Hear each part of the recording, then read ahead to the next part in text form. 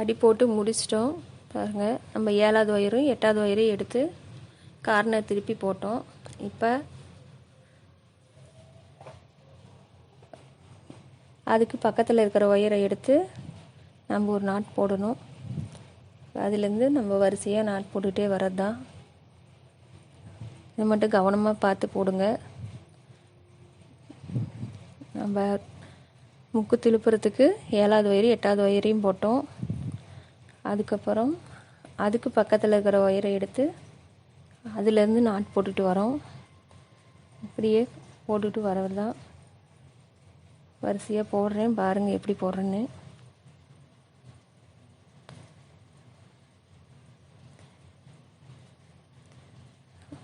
ஈஸியாக போடுறது தான்.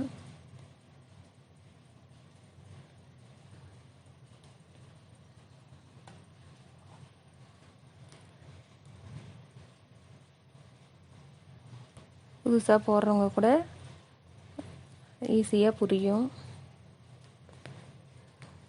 கார்னர் திருப்புறது மட்டும் நம்ம பார்த்து கரெக்டாக திருப்பிக்கிட்டால் போதும். அவங்களுக்கு போட்டு காமிச்சிட்ருக்கேன் பாருங்கள்.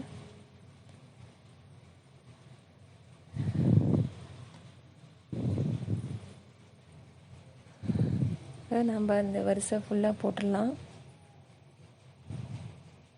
நல்லா போடும்போது இழுத்து டைட்டாக போட்டுகிட்டே வாங்க. லூஸ் ஆகிக்கிட்டே தான் இருக்கும். நாம் தான் பார்த்து டைட் பண்ணிக்கணும்.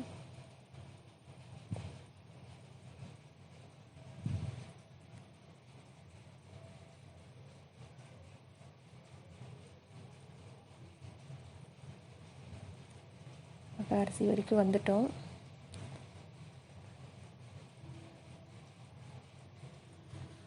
நாட்டை வந்து ஒரே மாதிரியே கரெக்டாக இழுத்து இழுத்து போட்டுவாங்க. ஒன்று இழுத்தும் ஒன்று இழுக்காமையும் போடாதீங்க.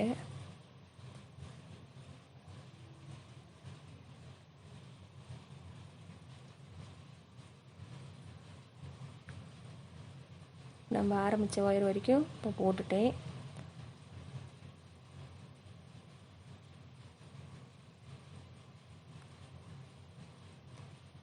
இப்போ அதே மாதிரி இந்த சைடும் நம்ம அந்த 7வது ஒயரு 8வது ஒயரு எடுத்து போட்டோம் பார்த்திங்களா, அதுக்கு பக்கத்தில் இருக்கிற ஒயர் எடுத்து போட்டுக்கணும்.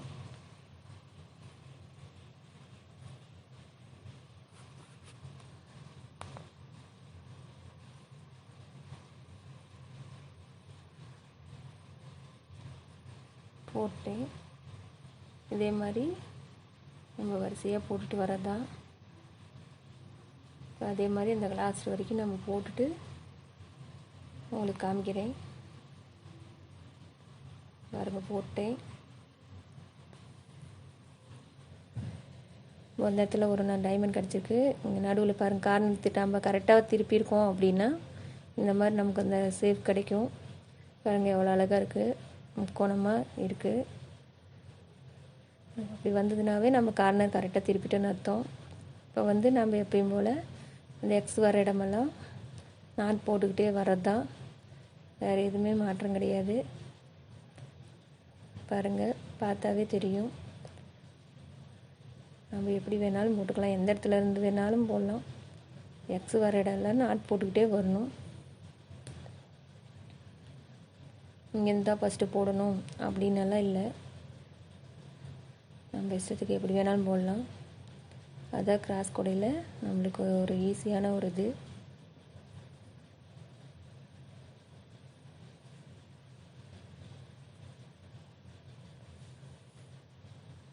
இப்படியே போட்டுகிட்டே வரதான். அவங்களுக்கு போட்டுட்டு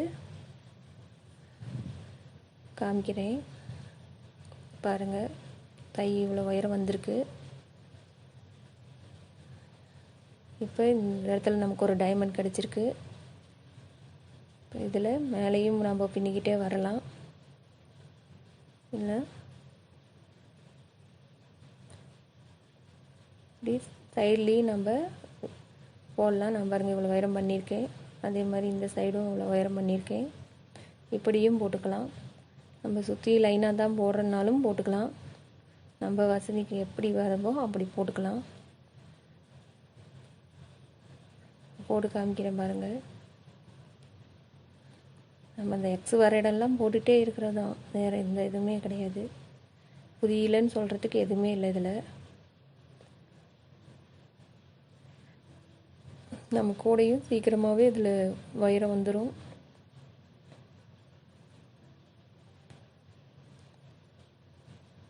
கலரும் இந்த மாதிரி பார்த்து செலக்ட் பண்ணி வாங்கிட்டிங்கன்னா கூட பார்க்குறதுக்கு அழகாக இருக்கும்.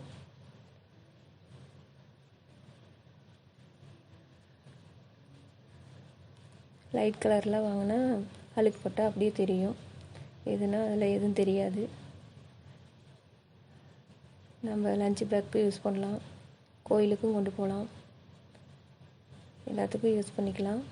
அதனால் கலர் ஒயர் மட்டும் பார்த்து கரெக்ட் காம்பினேஷனில் வாங்கிக்கோங்க. பாருங்கள், நம்ம எடுக்கிறதுக்கு அந்த இடத்துல எக்ஸ் வந்துகிட்டே இருக்குது. அதே மாதிரி போட்டுகிட்டே வரலாம்.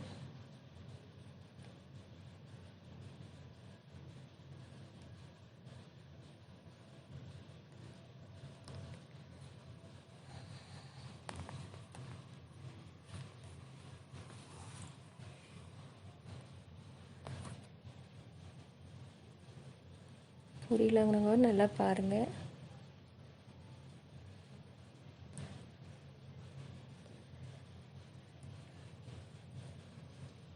நல்லா ஈஸியாக போடக்கூடிய கூட இது.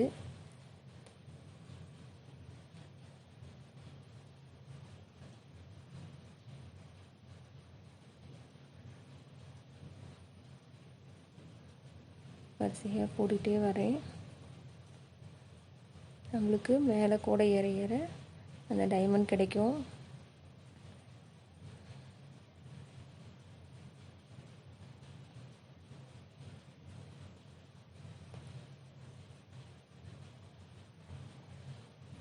பை மேலே வந்து நான் டைமண்ட் மாதிரி தான் முடிக்க போகிறேன். அந்த மாதிரியும் முடிக்கலாம், நம்ம நார்மல் கூட எப்படி போடுவோமோ அந்த மாதிரியும் முடிக்கலாம். நான் உங்களுக்கு போட்டு காமிக்கிறேன். உங்களுக்கு எப்படி விருப்பமோ அந்த மாதிரி நீங்கள் போட்டுக்கலாம்.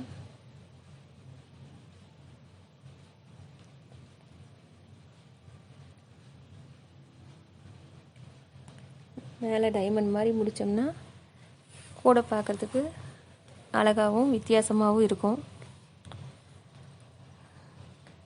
நார்மல் கூடையில் போடுற மாதிரி போட்டோம்னா எப்பயும் போடுற கூடை மாதிரி தான் இருக்கும். அதனால் நம்ம டைமண்ட் மாதிரி தான் நான் முடிக்கலான் இருக்கேன்.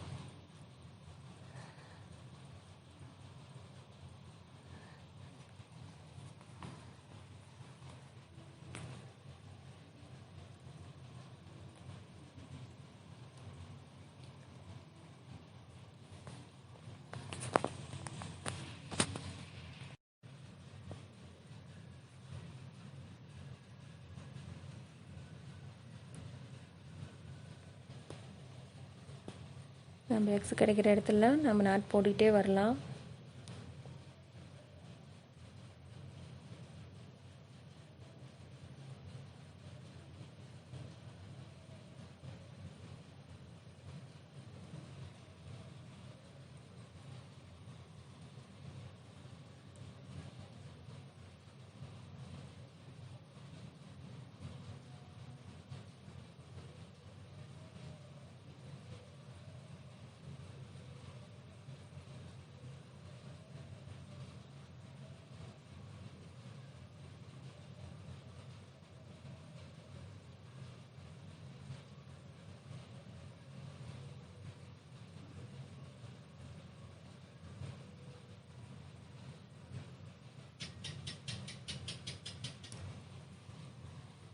இப்போ போட்டு முடிச்சிட்டேன்.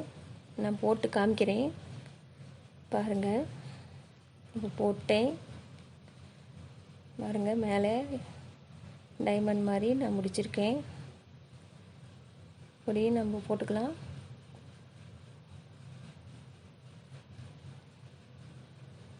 வேணா சாதா கூட மாதிரியும் நம்ம முடிச்சுக்கலாம். நான் இப்போ இதை வந்து எப்படி உங்களுக்கு சொருகிறதுன்னு காமிக்கிறேன் பாருங்கள்.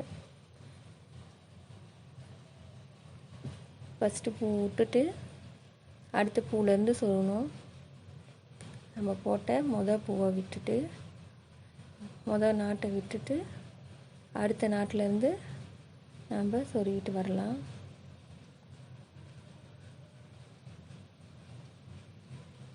அப்படியே அந்த நேருக்கு நம்ம சொருகிட்டு வரலாம்.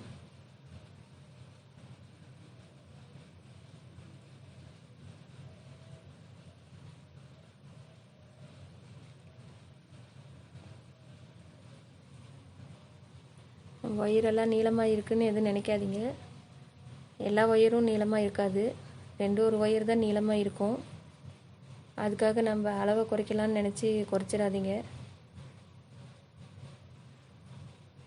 பாருங்க, ஃபஸ்ட்டு நாட்டை விட்டு அடுத்த நாட்டில் சொருவிருக்கேன்.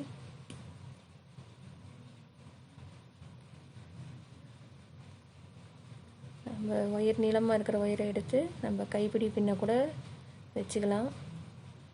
ஒயர் இவ்வளோ அதிகமாக இருக்குது, நம்ம அளவு குறைச்சி பண்ணலாம் அப்படின்னு மட்டும் நினச்சிடாதீங்க. அப்புறம் கூட கரெக்டாக வராது.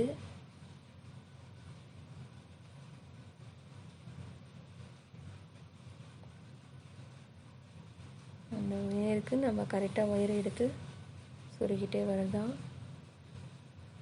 நம்ம பூ டைட்டாக போட்டிருந்தோம்னா கொஞ்சம் சொருக சிரமமாக தான் இருக்கும். பூ டைட்டாக போட்டால் தான் பேக் நல்லாயிருக்கும் பார்க்குறதுக்கு.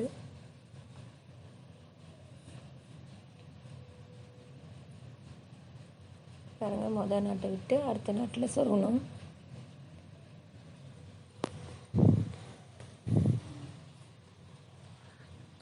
ஒரு லைன் உங்களுக்கு சொருவி காமிக்கிறேன் பாருங்கள்.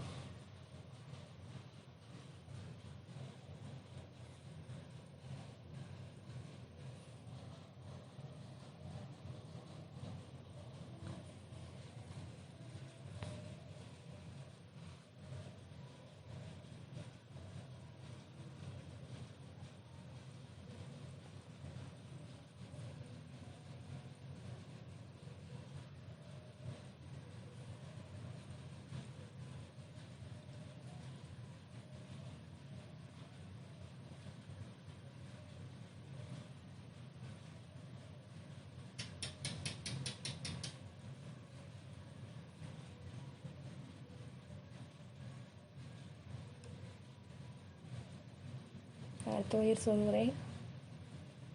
முதல் நாட்டை விட்டுட்டு அடுத்த நாட்டில் தான் சொருகணும்.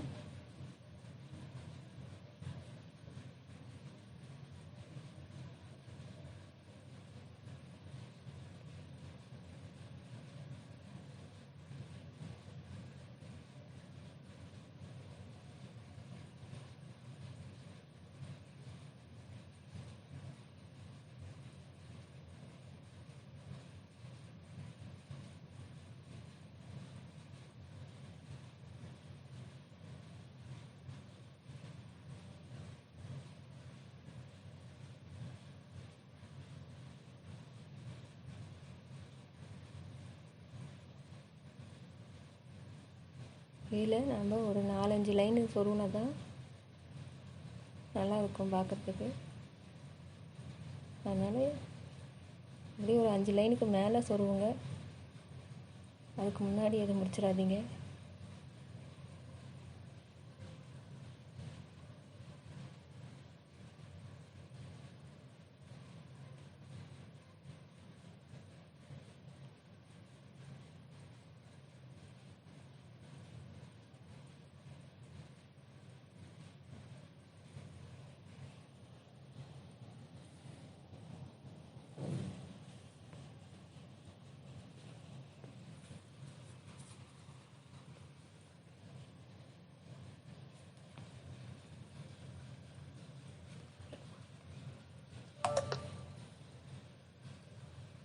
சொருவி முடிச்சுக்கிட்டு பாருங்கள், சொருவிட்டோம். இப்போ பாருங்கள், அழகாக இருக்குது. கூடையை போட்டு முடிச்சிட்டோம். நீங்கள் அடுத்த வீடியோவில் கைப்பிடி வைக்கிறது எப்படின்னு நம்ம பார்க்கலாம். உள்ளே இருக்கிற ஒயரில் நம்ம கட் பண்ணி எடுத்துடணும். பாருங்கள், அழகாக இருக்குது. உங்களுக்கு இது கைப்பிடி எப்படி வைக்கிறதுன்னு அடுத்த வீடியோவில் நான் காமிக்கிறேன்.